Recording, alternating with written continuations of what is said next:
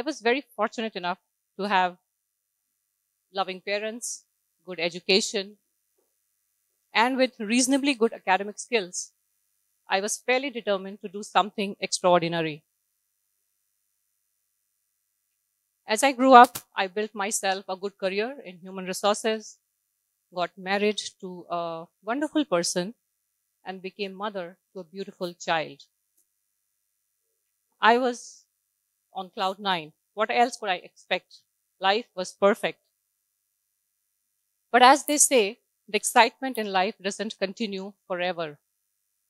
And when my son turned 2 years old, I and my husband observed that he wasn't talking.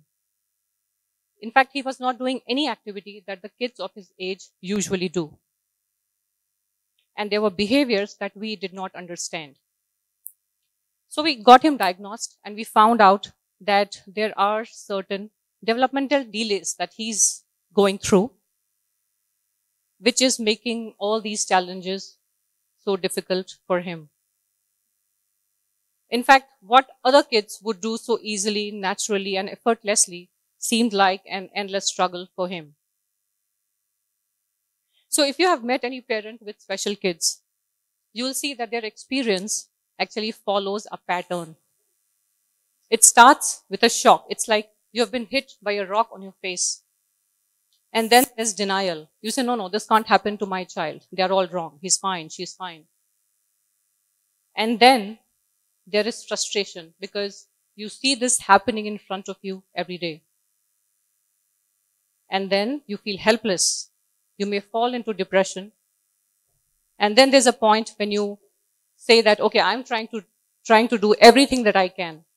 And you start experimenting with whatever is there. You start trying and you decide to work on it. And then you integrate that into your life. This, by the way, is the Kubler-Ross change curve, which explains how humans adapt to change. And we as parents went through each stage of that change. So running after doctors, therapists, counselors, it became a regular part of our day. And this threw so many questions in front of my face, I didn't have any answers. What was wrong? What's the solution? How long this is going to continue? I didn't know. In fact, I was used to comfortable life. I had never faced a challenge. And I did not know what to really do about this. I had got whatever I wanted so far. So this really felt like an enigmatic puzzle, and I did not know how the pieces fit together. It was as if I'm just falling down a deep tunnel, a deep dark tunnel, and I have no clue of where's the light. I could not see the end of the tunnel also. Now, on the one hand, I could see my own career, my dreams, my aspirations coming crashing down to the ground. And on the other, I was worried about my son's future. What would happen to him when we are not around? Will he be able to survive in this world? And with all this occupying my mind 24/7, I had no mind space for my husband, who was genuinely trying to help, but I couldn't see it. And we also seemed to be drifting away. I felt like a failed mother, an unaccomplished professional, and an unworthy wife. I was lost, broken, disheartened, and exhausted. It was the first time in my life that the word self-doubt entered and just stared right at my face, and my self-worth was completely demolished. So hi, I'm Rashmi. I am a coach and a mentor and a facilitator, and today I stand here to convey how I managed to overcome that self-doubt, which had completely shaken my confidence to the core.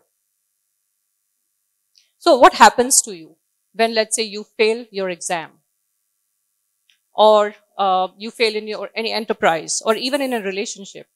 What is it that you tell yourself? So if you are someone like me who has never tasted failure before, you are more likely to ask, why me? Was I not worth it? And that's why my life ended up in such a mess. So as my career took a backseat and I started working with my son, I would take assignments which would give me more flexibility to work from home at a much lesser pay and without any fancy titles which come in the corporate career. And then I will ask myself, is this what I am worth? And this question will keep haunting and hitting me day in and day out. I was very clearly an unhappy parent, and that was not helping either me or my son. So as the years passed by, and I was able to pull myself out of that emotional turmoil, which took a long time, fortunately, some curiosity started stepping in.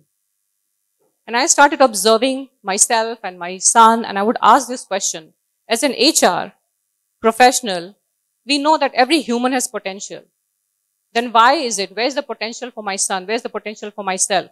And what makes some people achieve potential and some lag behind? In fact, what is it that makes life worth living? Is it just about having success?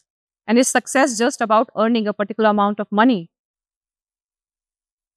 So with all these questions coming, I started to understand more, delve deeper into these questions. So started reading, researching, talking to people, got myself trained as a coach and as a mentor. And that took me to a very different journey of deep introspection, reflection, and realization. The realization that all the answers to the questions, all the answers to the unhappiness lay hidden deep inside us, inside our own mind. So I think mind is a word which everybody has heard and known, but we don't know much about it. It could be your best friend or your worst enemy. It is the seat from where all the victory and defeat arise. Yet we don't know anything about it. So I realized that this probably is the biggest blind spot that I need to know more of. Like when you learn to drive a car, you're taught about the blind spots of the road or the blind spot of the rear view mirror of the car. When I was in corporate, I knew leaders have blind spots. But this blind spot seemed the biggest blind spot of mankind. Imagine today when you buy a phone or any device or even a toy that comes with a user manual, which tells you how to use that device. But this mind, which is running your life 24/7, does not come with any user manual. Nobody teaches us or tells us how to use this mind. No school, no college tells us. This is something which is helping us survive. It is helping us make all the choices in our life. And it is the root of all your behaviors and actions. And yet, we don't know how to use it. So at that point of time, I was very fortunate to get introduced to our own ancient Indian yogic wisdom, which is nothing but a detailed treatise on the workings of human mind. And I understood some fundamental facts about life, which made me stand here where I am today. So it made me understand that all the problems and challenges that we face, they are not created outside. They are all created inside our own mind.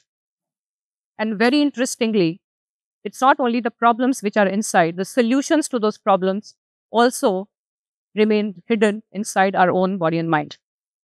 So allow me to present these 5 mind hacks which I used to move from where I was to where I am today.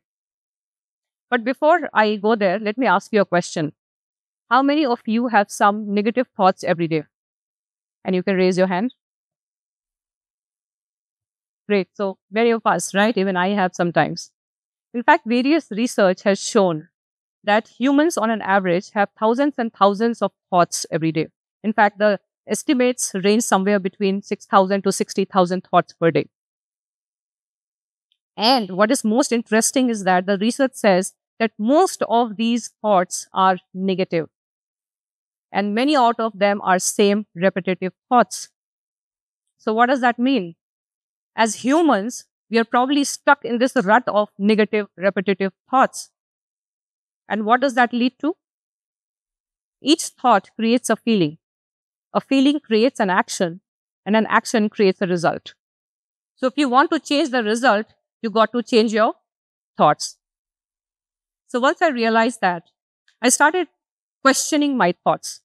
I said, why should I believe all my thoughts? They are not true. How many of them are really true? So whenever I would have a self-limiting thought, I would say, is that really true? Or is that just my assumption? What is the evidence for me to find that this is true? Is it a genuine self-doubt, which means that I may not know about something and that's why I'm doubting myself? But is it something that just my mind is making up? So as I started questioning the thoughts, they started losing their power and their intensity over me. And I started to be more in control. So that was the first hack, which is hack your thoughts. Now let's move to the next one. Now this next one is also always with us. From the time we are born to the time we die. It is the vital force which gives us life. And maybe some of you have guessed it right. It is our own breath. Always with us, helping us survive. But how many of us know that this breath has such a strong connection with our mind, our thoughts, our attention, and even our lifespan?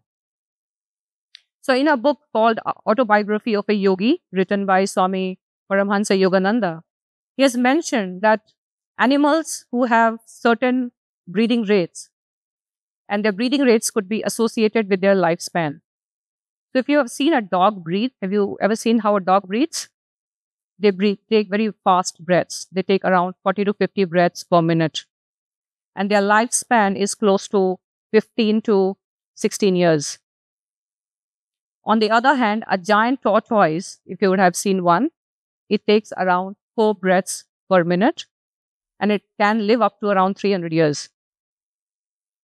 So it was found that animals who had slower breathing rates, their lifespan is much higher than the animals who have very restless, quick or fast breathing rates. It's very unfortunate that as humans, we are moving towards that kind of breathing rate. So on an average, humans have 15 to 16 breaths per minute at rest. But as we do certain activities, it changes. And humans have a lifespan of 60 to 100 years. So slowing down your breath really relaxes your body and as well as your mind. Okay, so now let's move on to the third hack. This is also a very simple word, and I'm sure everybody has heard of it. Now, if I had to tell you what makes our mind so powerful, or what is the core of the magic of our mind, it is the word called attention. All of us have heard of it, right? So attention is actually the driver of our mind. What is it that you're going to be curious about? Which problems are you going to solve? Is going to be determined by where your attention is going. Whether you are paying attention to the social media or to your academics, your relationships, wherever it will go, your time, your energy, your money, it will follow there. And remember, all the successful people do not allow others to steal their attention. It's a very limited resource you have. Once you put it on one thing, you cannot put it on many other things. So some of you have decided to come here and pay your attention to the talks, but they are all empty seats of people who are probably attending to something else, maybe more important in their life. So the question to ask is, what is it which is taking my maximum attention? And what is the future that attention is creating for me? And when I asked that question for myself, I realized that my attention is getting completely absorbed in all emotions and feelings, which was not giving me any result, neither for myself nor for my son. So I started to deliberately put my attention away from emotions and put it to something more objective, something more cognitive. When you say cognitive, it's basically about how you build your capability, your understanding, your learning. And once I started doing that, actions started emerging, plans started getting created, and we started working towards that. So after this, let me come to the fourth hack, which is also something which is always with you. Again, to the time you are born, to the time you die, which is that all of us have a beautiful body. And all our body has so many cells. All of them has innate intelligence inside that. So you see that whenever your mind has a thought, or when you feel something, your body changes accordingly. Right? So when you are sad, your body behaves in a way. When you are happy, your body behaves in a way. So your mind controls your body. But it's exciting to know that other way around is also true, which means that your body also controls your mind, or your body can also change your mind.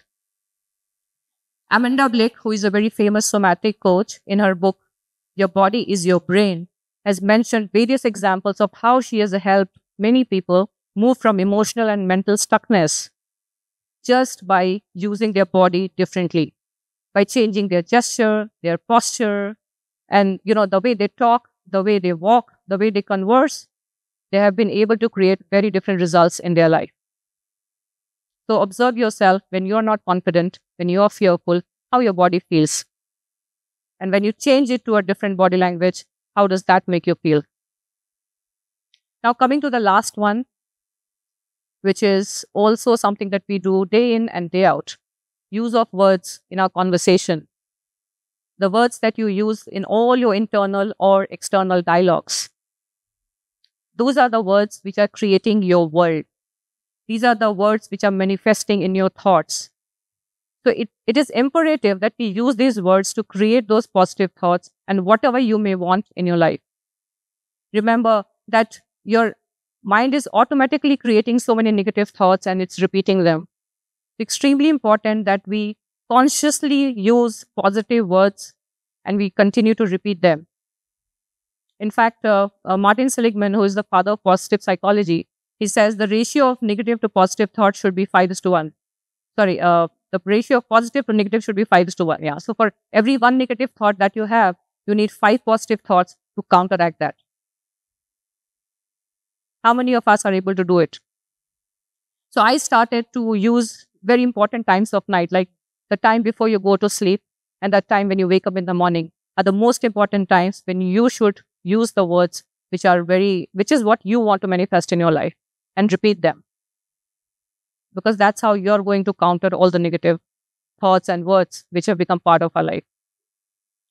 So as I integrated these 5 forces in my life, I could see that my doubt was being replaced by the confidence. I built myself a very fulfilling career as a mentor, as a coach. I continue to learn about it, teach it, and coach people on it. My son is becoming more and more independent, and as a family, we have grown together to solve that enigmatic puzzle. And today, I want all of you to tell yourself that wherever you are and whatever challenge you may face, you always have these 5 forces within you which need to be harnessed, which you can continue, which will help you continue to learn and grow without any self-doubt. Thank you.